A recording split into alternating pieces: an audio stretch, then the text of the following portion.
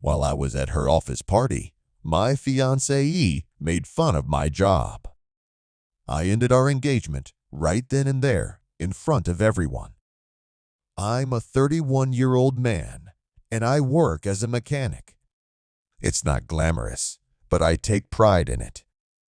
I learned everything I know from watching my dad fix cars when I was a kid, so I went to trade school, got certified, and now I own my own shop. It's honest work, pays the bills, and most importantly, I love it. That's why the incident at my fiancée's office party hit me so hard. My ex-girlfriend, whom I'll refer to as F, comes from a world very different from mine. She's a corporate marketing professional, and her colleagues are all about appearances. They value status, image, and social standing, and in that world, I often felt like an outsider. What hurt most was that I thought we had something unique despite our differences. She had told me she admired my work ethic, my passion for what I do. Or at least, that's how I interpreted it. A few weeks ago, F invited me to her company's holiday party. She was excited for me to meet her colleagues, to see her world. I, on the other hand, felt nervous about it. I'm not big on formal attire, but I agreed to go because I wanted to support her. When we arrived, it was exactly what I expected: an ultra-chic office where everyone looked like they'd stepped out of a magazine. F fit right in, chatting and laughing with her coworkers. I, meanwhile, stayed on the sidelines, reminding myself I was there for her, not for them. Things started to go south around an hour into the celebration. One of F's colleagues, a guy who looked like he was born in a boardroom, asked me what I do for a living. I run a small car repair shop, I said, keeping it simple. Before I could explain more, F chimed in. Isn't that adorable? She said, laughing. He's like a little mechanic monkey. The group laughed along, and I just stood there, completely blindsided. My face turned red as I processed her words. She brushed it off with a dismissive, "It's just a joke. Calm down." But it didn't feel like a joke. It felt like she was belittling me and my work, making it sound trivial. I tried to convince myself I was overreacting, but deep down, I was hurt. Later in the evening, during a toast, F's comments cut even deeper. She raised her glass to her team's success and then, almost as an afterthought, thanked me. HK isn't corporate, but he's great with his hands. He's your go-to guy for car repairs, she said. People laughed again, but this time I felt humiliated. Their smiles seemed to hide a layer of contempt, and F looked absolutely pleased with herself.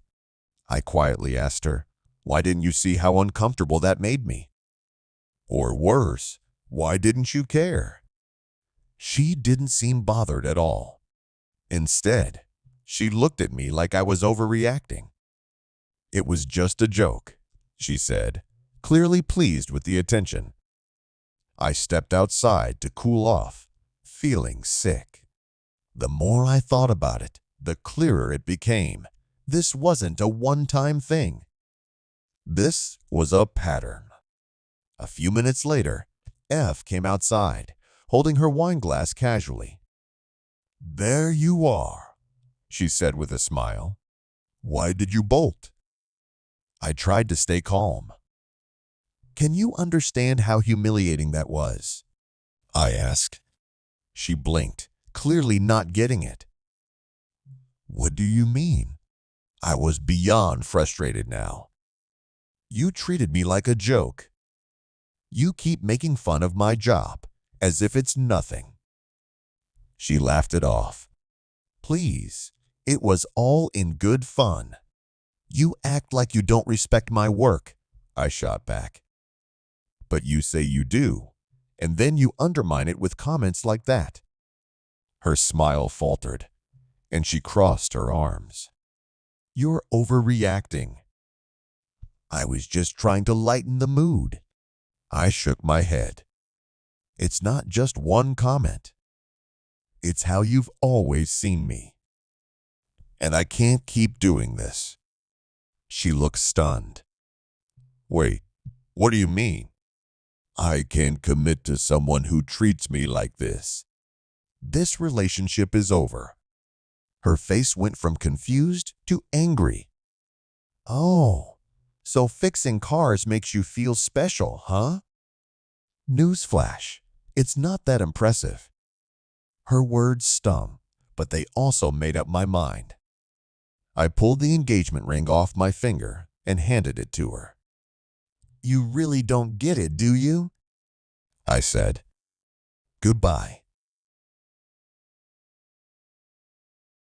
As I turned to leave, I felt a weight lift off my chest. Sure, breaking off the engagement in front of everyone was dramatic, but I wasn't going to let anyone, especially someone who claimed to love me, treat me like garbage. I grabbed my coat and started walking out, but F ran after me. You're really going to make a scene. I didn't make this a show, I replied calmly. You did. She grabbed my arm. Let's talk about this, she begged. You're exaggerating everything. No, I said, looking at her one last time. I gave you chances to respect me, to be supportive. But you couldn't do that. So I'm done. I left the party, leaving her standing there with the engagement ring in her hand. The days that followed were full of mixed emotions. I felt relief, but there was also frustration. I went over the events in my head, wondering if I had done the right thing. But each time I remembered how she treated my career, how she belittled what I loved, I knew I had made the right choice. F quickly spun her own version of events. She told her friends I was too sensitive and couldn't handle a joke. But I refused to let her control the narrative. I explained to my friends and coworkers what had really happened, and most of them were sympathetic. Some even regretted laughing at her toast. It didn't stop there. I found out F had been talking behind my back, painting me as the villain. But she was starting to lose support. When a mutual friend messaged me, saying that F had once claimed I was someone she settled for, it confirmed what I already knew. She didn't value me, and she never would. Eventually, Eve's behavior caught up with her at work. Her boss got wind of what happened at the party, and after confirming the details, they started to question her professionalism. She didn't get the promotion she had been hoping for, and the reality of her actions started to sink in. As for me, I dove into my work. I took on more challenging projects at my shop, started teaching aspiring mechanics on the weekends, and even upgraded my tools.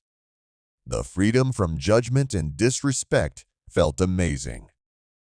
To move on, I sold the engagement ring and used the money to treat myself to a well-deserved vacation. In hindsight, I realized that the toast wasn't just a slip-up, it was the final straw. It revealed everything I needed to know about F. She didn't respect me. She didn't love me. And I deserve someone who will. If you're ever in a relationship where you feel belittled, disrespected, or undervalued, get out. No matter how hard it is, you deserve better.